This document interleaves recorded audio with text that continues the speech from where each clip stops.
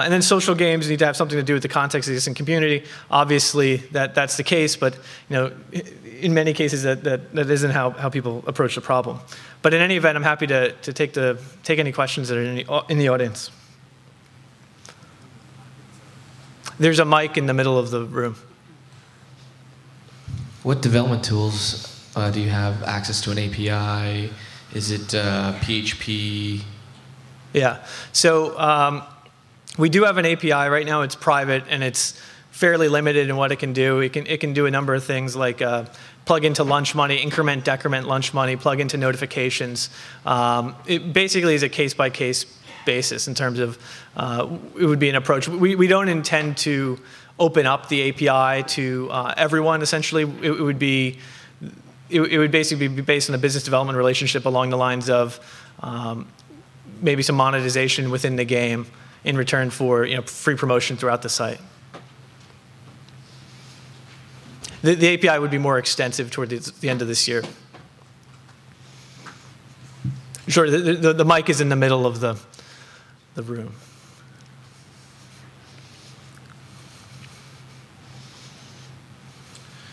My name's Andy Hickey from Nimbus Games. 2 questions. What's the demographic? I'm assuming it's sort of 18 to 24, but I'd like to know the full demographics of my yearbook. And cutting to the chase, what's the revenue split that you're offering? So on the demo side, this is basically how it breaks down. It's roughly even gender split. It does skew younger than, for example, a Facebook. 13 to 17 is a key segment, 18 to 24 as well. We're actually growing at every age group and actually growing the fastest at 18 to 24. On the revenue split, I think it depends on the type of application, but I think you could probably guess it. I don't think we're ready to say what it is, but it would be competitive. It's competitive, yeah.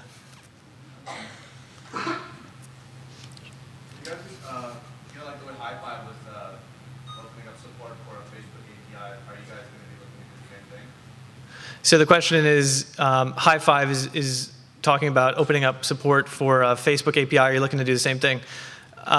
We have looked at that, and we've looked at programs like HeyZap 2, and we're evaluating that opportunity.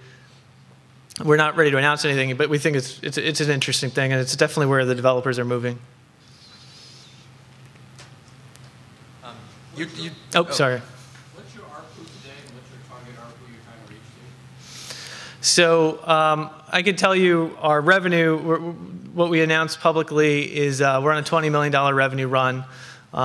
We announced that a few months ago. We've actually had our best month since then, so it's slightly, it's a bit higher than that now.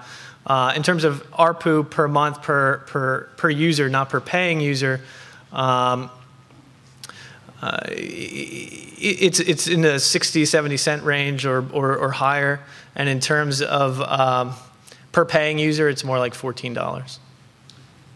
You talked about how you roll out new games. I'm wondering if you could talk a little bit about how you monitor them, what you're looking at, and to determine if they're going to be successful, and maybe even talk about some that weren't. Yeah. And how you determined that, and what you did. Well, the types of things we look at to see if it's successful is basically metrics of how many users, it's typical things, DAU, MAU, how many emails are being generated, how many people are coming back from those emails.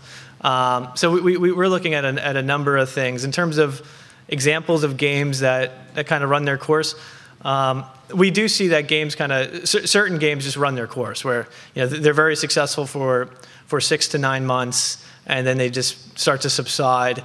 And there's things you could do to reinvigorate them, but at some point you're kind of fighting a losing battle. And then that's why you got to constantly innovate new games. Games that continue to have legs would be something like Chatter, where we particularly like. Chatter is obviously more of a communications platform, but the games are so lightweight that play in the stream that we've seen that since Chatter launched, it's basically been just increasing posts per day every single day. And it's a nice platform for adding more things to it.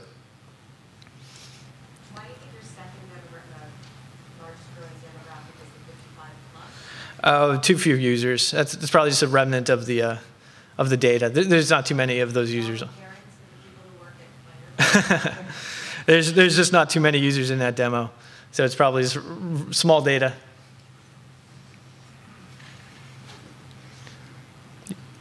For your mobile outlets, do you have mobile apps already, or will you? We will. So we have an iPhone app that we've been working on for the last few months. Chatter was basically 6 months ago that we launched it, and since it basically came out, we redesigned the site around it in January, and now we're building all our mobile applications to put it at its core. We're probably about 2 weeks away from submitting it to Apple, and then Android will be shortly after that. Any other questions?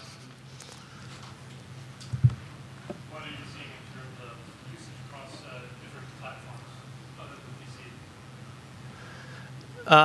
So most of our users are using the site via a browser. We do see as the biggest mobile usage the iPhone, and well, actually the touch beats the iPhone in terms of our logs, which is expected given our demographic. Android is I believe is number 3 after touch iPod, or after touch iPhone and then Android. Yeah, we actually surveyed our users, interestingly. We surveyed our users, and while relatively small percentages of them have iPhones, that percentage doubled within the course of about 6 months from 2 times that we ran the poll. And what's more is when you ask them, do you want one, 60% say yes. So it's very aspirational. So you're talking about games that, where the social graph can be a liability. So you have games like Two Truths and a Lie and Blind Date. But like in terms of more like flash games and higher engagement games, what could be some game concepts where a social graph can be a liability? Well, when I'm talking about that, I'm really talking about to the extent that game publishes back into the stream, and the stream is read by your employer and your mother, for example. So to the extent, my view is that if you want virality today, you need to have a good stream entity, right? You need to be publishing interesting items to the stream. Notifications have gone away essentially beyond my, on Facebook in general. Requests, who knows what's going to happen to. So you need to have a good stream virality strategy. And so to the extent you have a game that publishes into the stream, that what it publishes can't be who you're interested in, it has to be, and that's why context matters. So the context of meeting new people, it kind of determines what types of games are played on my yearbook. So would you say like more synchronous gaming would be probably a better approach? I don't think it's limited to synchronous gaming, but I think synchronous gaming could well be successful.